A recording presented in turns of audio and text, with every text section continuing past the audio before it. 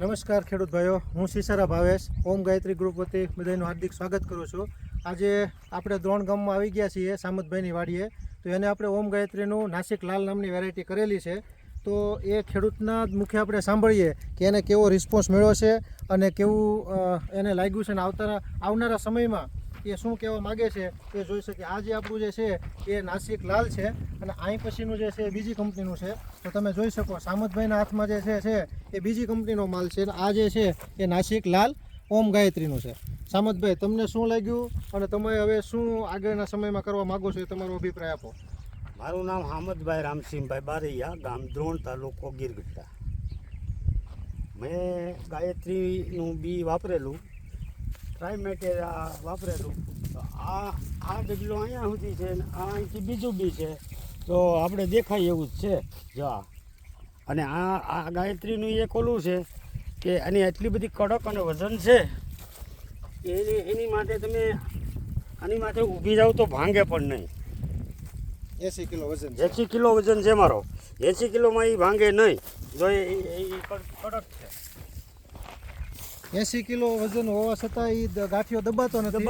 આ બીજી કંપનીનું છે એ તમે જુઓ. આ બીજી કંપનીનું છે. આ એની માથે વજન આવે એટલે ભાંગી જાય છે થોડો ગાંઠિયો. જો ભાંગી ગયો, દબાઈ જાય, ભાંગી જાય.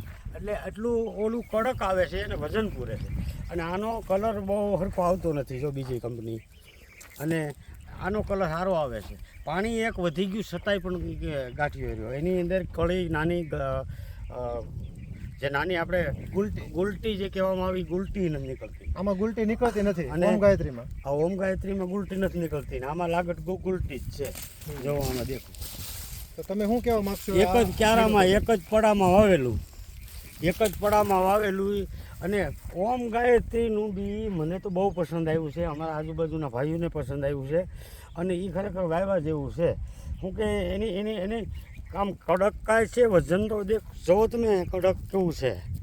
અને આને રાખવું હોય ને તો આપણે 2 મહિનો રાખવું હોય તો રહે ખરું.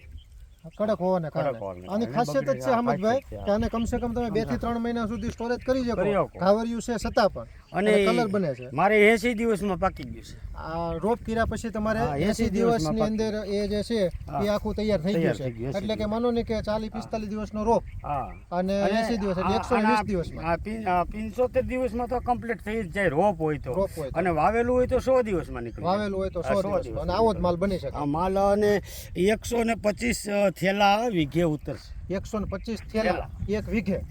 અને તમારો 16 ગુઠાનો વીઘો છે. સરસ. તો તમને ખૂબ ટૂંકમાં સારું લાગ્યું છે. તો હવે આપણે આપણા જે કંઈ આપણને ફાયદો થાય એ ખેડૂતને બતાવવાનું હોય. કાંઈ નો ફાયદો એવું ખેડૂતને ખોટા રલિંગે ચડાવવાના નથી. આમાં ફાયદો છે. ભલે. પછી બિયારણના ભાવ થોડા ખારા છે, ઓછા છે. પછી બિયારણ ઉગવામાં લગભગ 95% જેવું બધું ઉગી જાય છે. 95% વધારે. અને આના રોપ ઉપર મારે 3 વરસાદ થયેલા, છતાં એક પણ છોડવો ગયો નતો. અને બાજુમાં બીજું હતું એ વયું ગયું હતું. વરસાદની અંદર સૌથી સારામાં સારું ટકાવ શક્તિમાં. સારામાં સારું ટકાવ શક્તિ. ઓકે. એટલે હું તો એમ ખેડૂત ભાઈઓને કહું કે ભાઈ જો તમને ગમે તો આ વાવો તો ટ્રાય કરો, પછી વધારાનું કરજો. ઓકે, આભાર.